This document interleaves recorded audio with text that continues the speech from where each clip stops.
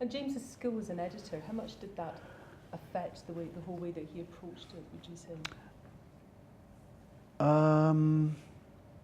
Yeah, I mean, I think he thinks very much when we're shooting about the cut, and I think all good directors have to, cut the film in their heads as it's emerging, on camera.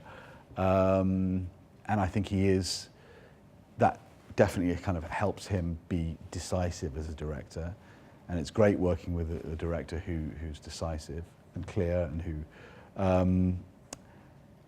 I mean, in a kind of practical way, it helps a lot, as we were talking about earlier, feature docs often get cut over many months, and sometimes a budget can't, accommodate that.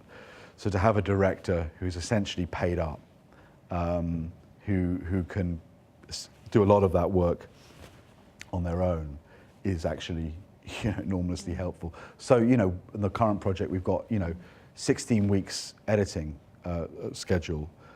That's formal editing, James and Jinx together in a cutting room.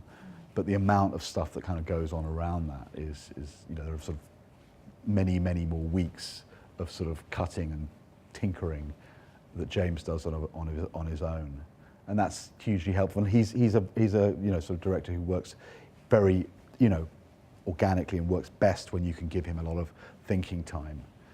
So trying to figure out ways to do that and to give him that space and time is hugely helpful. So the editor is quite happy to. Yeah, absolutely.